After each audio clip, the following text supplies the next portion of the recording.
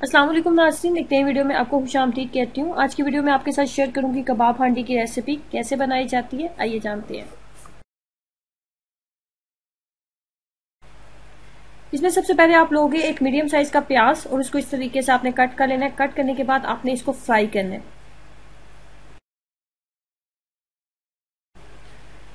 प्याज को आप कर लेंगे डार्क ब्राउन। जब प्याज के ऊपर एक डार्क ब्राउन कलर आ जाएगा तो मैं इसको वो निकाल लूंगी। प्याज के ऊपर डार्क ब्राउन कलर आ चुके हैं। अब प्याज को हम निकाल लेंगे।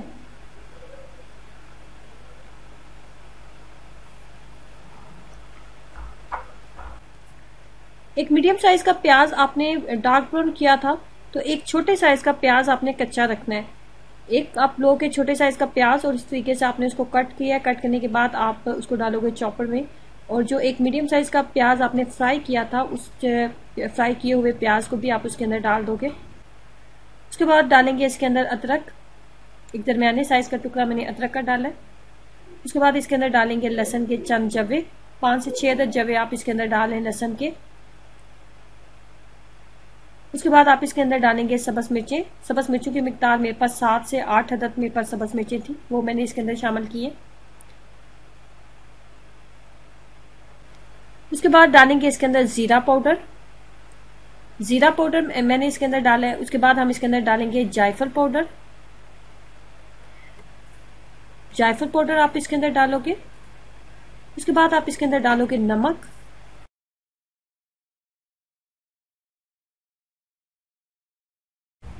उसके बाद डालेंगे इसके अंदर सुरख मिर्च पाउडर, लाल मिर्च पाउडर इसके अंदर डालेंगे।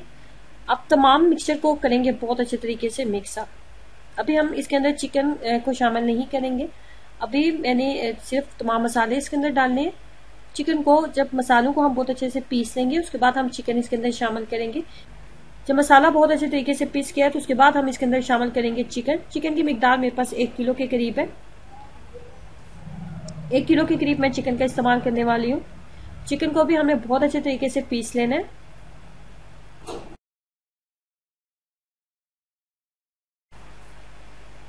अभी मुझे लगा ये सही से पीसा नहीं गया, अभी मैं चॉपर को फिर चलाऊंगी। अभी मुझे लग रहा है कि मसाला तमाम जो है वो चिकन के अंदर शामिल नहीं हुआ। आपने भी कोशिश करनी है कि जितना ज़्यादा अच्छा आपका चिकन बारीक हो जाए उतनी देर तक आप चॉपर को चलाएं।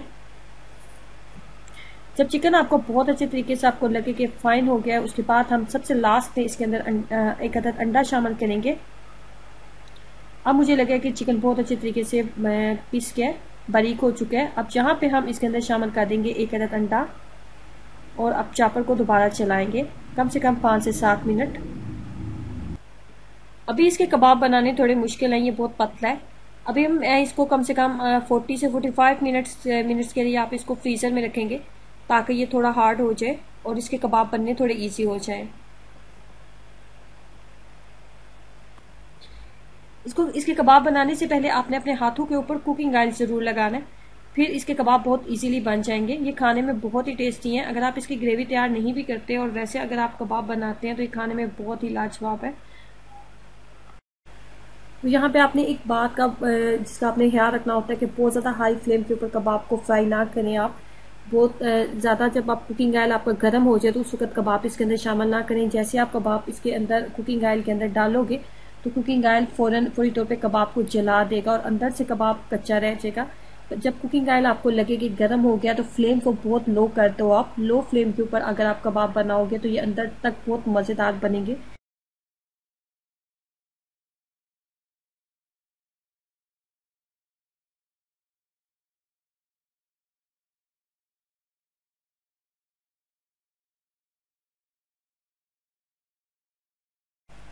लो फ्लेम के ऊपर आप इसको पकाओगे तो कबाब अंदर तक बहुत अच्छे तरीके से कुक हो जाता है और खाने में बहुत ही नरम और ये जूसी होता है।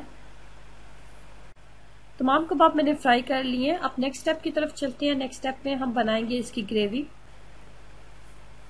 1/4 कप हम लेंगे कुकिंग ऑयल। कुकिंग ऑयल लेने के बाद लहसुन के चंद जवे आप इसके अंदर डाल दोगे। 5 से 6 अदद मेरे पास लहसुन के जवे थे और उनको मैंने बारीक कट कर लिए।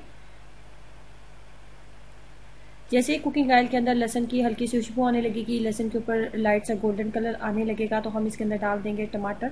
टमाटर की मिकदार हम रखेंगे आधा किलो के करीब। आधा किलो के करीब टमाटर का मैं इस्तेमाल करूंगी इसके अंदर।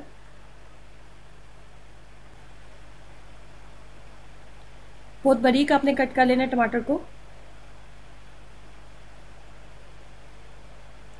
उसके बाद हम इसके अंदर डालेंगे नमक और लाल मिर्च पाउडर। इसके अलावा हम इसके अंदर मजीद किसी चीज़ का इस्तेमाल नहीं करेंगे। अब मैंने इसके अंदर शामिल किया नमक। नमक को आप अपने टेस्ट के अकॉर्डिंग आप एडजस्ट कर लें, जिस तरह आप नमक को पसंद करते हैं। उसके बाद हम इसके अंदर डालेंगे लाल मिर्च पाउडर।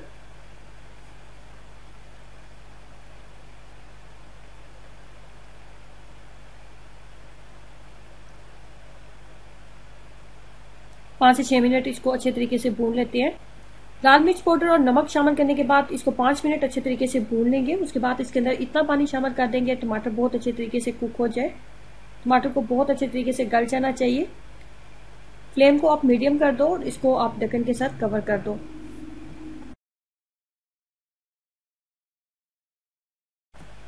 ग्रेवी हमारी बहुत अच्छी तरीके से तैयार हो चुकी है। टमाटर बहुत अच्छे तरीके से कुक हो चुके हैं। अब हम यहाँ पे फ्राई किए हुए जो कबाब थे हमारे पास, वो हम इसके अंदर शामिल कर देंगे। कबाब हमारे पहले ही तैयार हो चुके हैं, क्योंकि हमने इनको लो फ्लेम के ऊपर हमने इनको फ्राई किया था, इसलिए ये अंदर तक बहुत अच्छे तरीके से गल चुके हैं। 5 से 6 मिनट ही मजीद लगेंगे। हम इनको ग्रेवी के साथ 5 से 6 मिनट हम इसको दम के ऊपर रखेंगे। जैसे आप कबाब शामिल करो, कबाब शामिल करने के साथ ही आप इसके अंदर सब्ज मिर्चें भी शामिल कर दो। सब्ज मिर्चों की मिकदार मैं रखूंगी 2 से 3 अदद। सब्ज मिर्च को बस मैंने दरमियान से ही कट किया था। अब यहाँ पे मैं इसको 5 से 7 मिनट के लिए दम के ऊपर रखूंगी।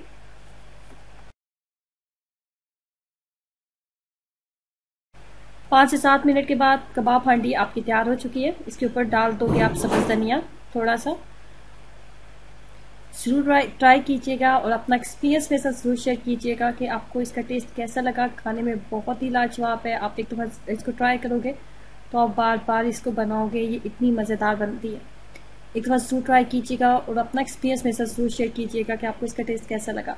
खुश रहें, ऐसे मुस्कुराते रहें। वीडियो को लाइक करना और चैनल को सब्सक्राइब करना मत भूलें। अल्लाह हाफिज़।